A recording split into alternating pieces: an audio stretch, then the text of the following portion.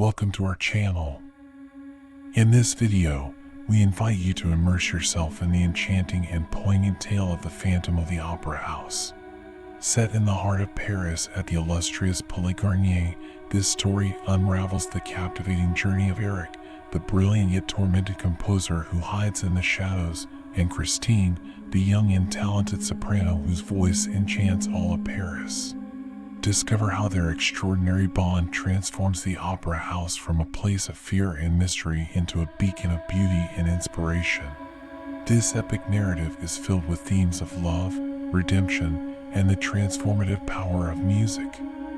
Join us as we delve into this timeless saga that will leave you spellbound and inspired. Don't forget to like, comment, and subscribe for more captivating stories. The Phantom of the Opera House in the heart of Paris, nestled amidst the vibrant hum of the city, stood the grandiose Palais Garnier, the opulent opera house that held within its walls an enchanting blend of beauty and mystery. Known for its splendid architecture and the mesmerizing performances that graced its stage, the opera house was also home to whispers of a ghostly presence, the Phantom of the Opera House. For years, rumors circulated among the staff and performers about the elusive figure who haunted the opera house. Some claimed to have seen him lurking in the shadows of the catwalks, while others spoke of hearing his haunting melodies echoing through the empty halls. Despite the fear and curiosity he aroused, few had ever caught more than a fleeting glimpse of the Phantom. The new star Christine Day, a young and talented soprano, joined the opera house with dreams of becoming a star.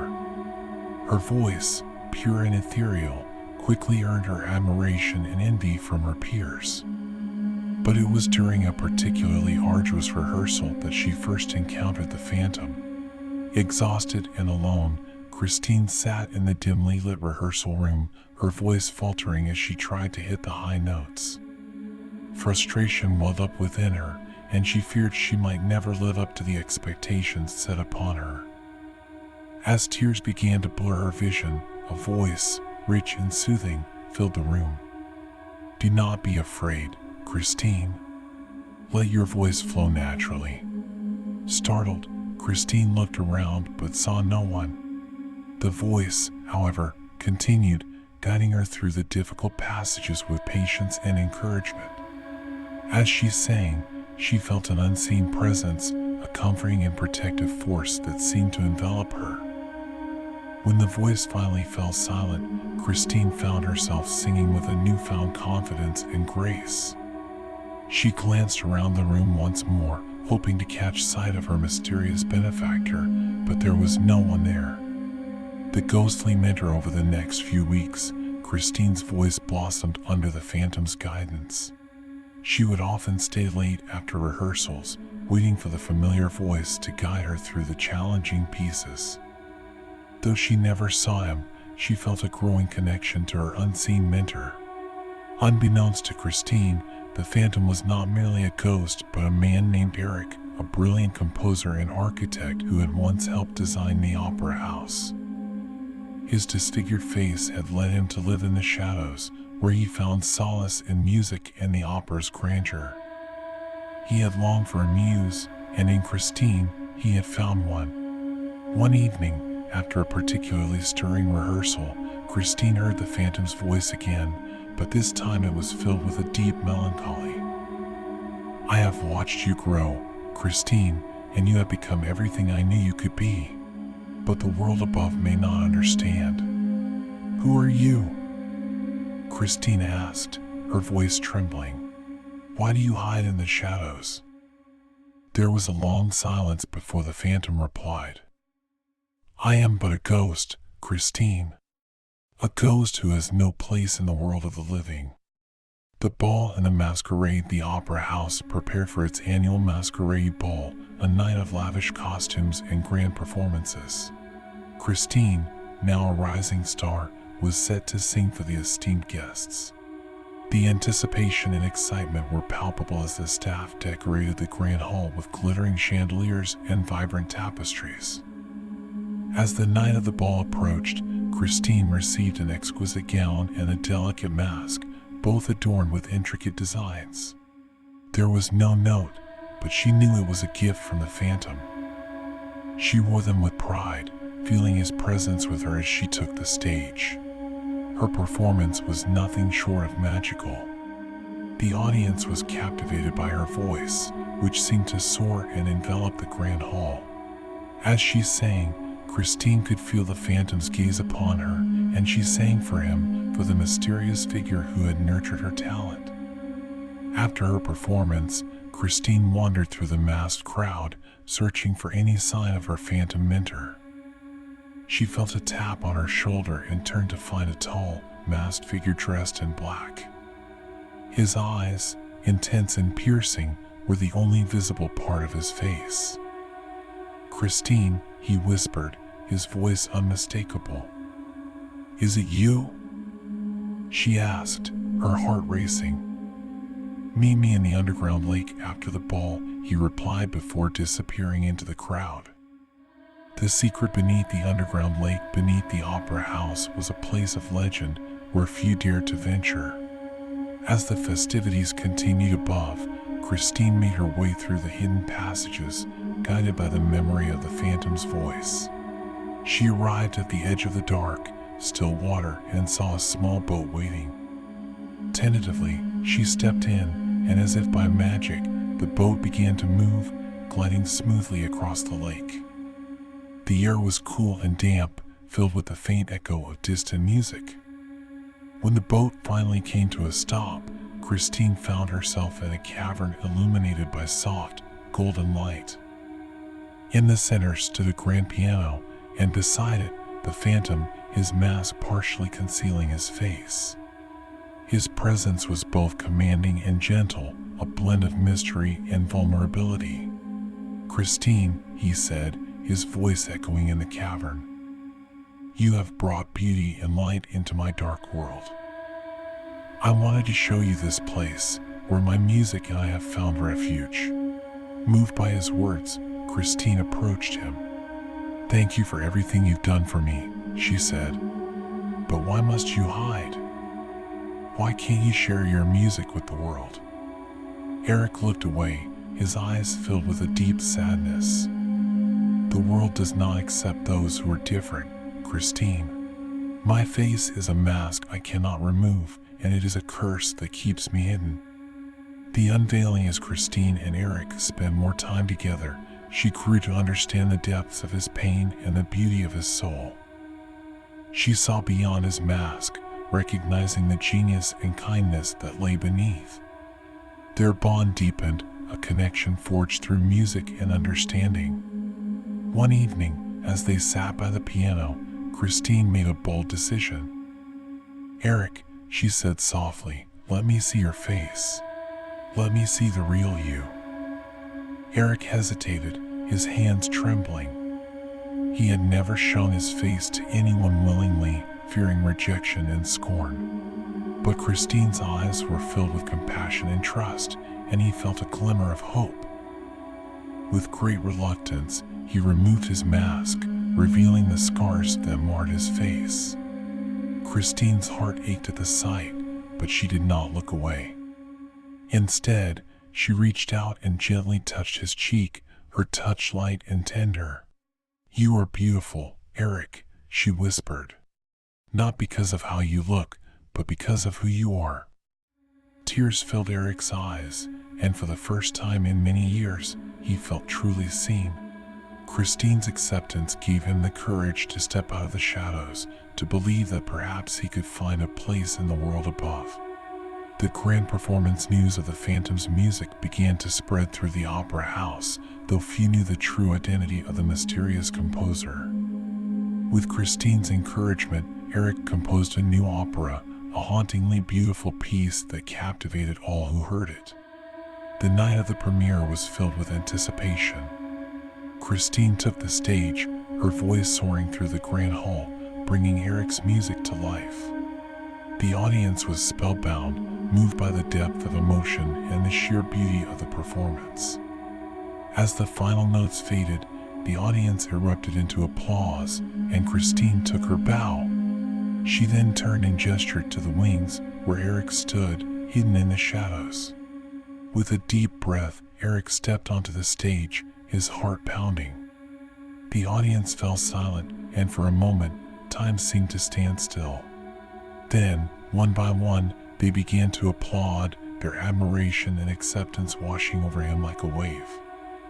Christine took his hand, and together they bowed, a testament to the power of music, love, and acceptance. Epilogue: a new beginning. The Phantom of the Opera House was no longer a figure of fear and mystery. Erik had found his place in the world, his music celebrated and his heart healed by Christine's unwavering love.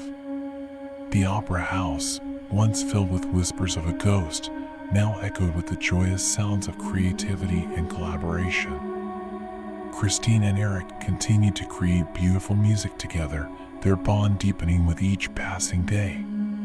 The opera house thrived, a place where dreams were nurtured and differences celebrated. And so, the Phantom of the Opera House became a legend, not of fear and darkness, but of redemption and love. His music, filled with the passion and depth of his soul, resonated through the halls, a reminder that even in the shadows, beauty and hope could be found.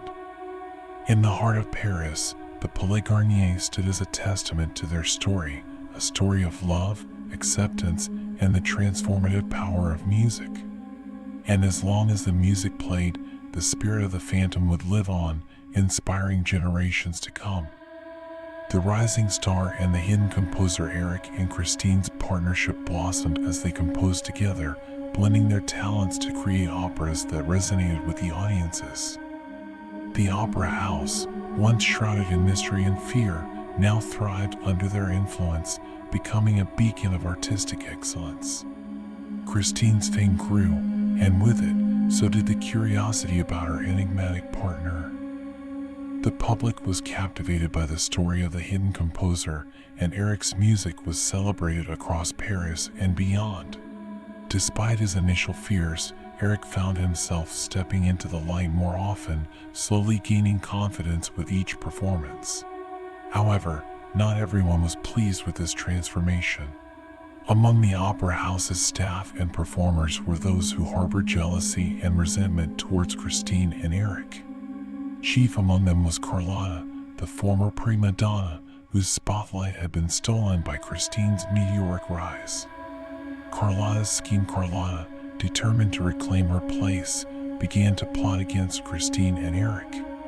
She whispered rumors of the Phantom's dark past, embellishing stories of his supposed crimes and feeding the fears and superstitions of the more gullible staff members. Her machinations began to bear fruit. Whispers spread through the opera house, casting a shadow over the growing harmony. Some of the performers and stagehands, who had begun to accept Erik, now eyed him with suspicion once more. The atmosphere grew tense, and Erik could feel the change. Christine, noticing Erik's growing unease, confronted him one evening. "Erik, what's troubling you?" she asked, her eyes filled with concern. Erik sighed, his fingers tracing the keys of the piano absent-mindedly. "The past has a way of catching up, Christine. There are those who will never accept me, no matter how much we achieve." "Then we'll face them together," Christine said firmly. "We've come too far to let fear and jealousy destroy what we've built." The unmasking as tensions mounted, Carlotta devised a final plan to unmask Erik and ruin Christine. During a grand gala performance, she tampered with the stage equipment, ensuring that Erik's mask would be ripped off in front of the audience. She hoped that the shock and horror would drive him away for good and tarnish Christine's reputation. The night of the gala arrived, and the opera house was filled with dignitaries, patrons, and the glitterati of Paris.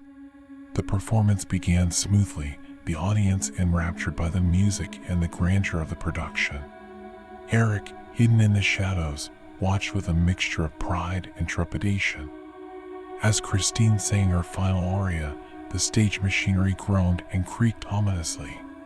In a sudden, shocking moment, the mechanism snapped and Erik's mask was torn away, revealing his scarred face to the stunned audience.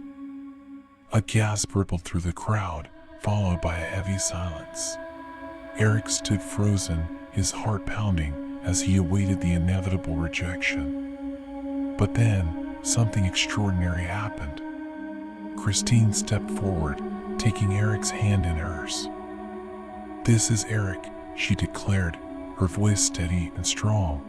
"The genius behind the music you have all come to love. He is not a phantom or a monster. He is a man of extraordinary talent and kindness who has given his heart and soul to this opera house." The audience remained silent for a moment, then slowly, a few began to clap. The applause grew, spreading through the hall like a wave. Erik looked around, tears welling in his eyes as he realized that, for the first time, he was being accepted for who he truly was. The aftermath Carlotta's plan had backfired spectacularly. Instead of driving Erik and Christine apart, it had only strengthened their bond and earned Erik the acceptance and respect he had longed for. She was swiftly dismissed from the opera house, her schemes exposed and her reputation tarnished. Erik and Christine continued to compose and perform, their music resonating even more deeply with audiences who now knew the true story behind the mysterious composer. The opera house flourished, becoming a symbol of redemption and the power of love to overcome prejudice and fear. A new era years passed, and the legend of the Phantom of the Opera House became a cherished tale in Parisian culture. Erik and Christine's operas were celebrated as masterpieces, their love story an inspiration to many. The opera house, once haunted by shadows, now shone with the light of creativity and acceptance. Erik, now a respected figure in the world of music, often reflected on his journey. He had found not only acceptance but also a family among the performers and staff of the opera house. His relationship with Christine deepened into a love that was as enduring as their music. Together, they mentored young artists, nurturing the next generation of talent. The opera house thrived, a place where dreams were realized and differences were celebrated. Erik's past, once a source of pain and isolation, had become a testament to the transformative power of love and acceptance. And so, the Phantom of the Opera House lived on, not as a ghost or a figure of fear, but as a symbol of hope, redemption, and the enduring power of music to heal and bring people together. The melodies of his compositions echoed through the grand halls, a reminder that even in the darkest places, beauty and light could be found.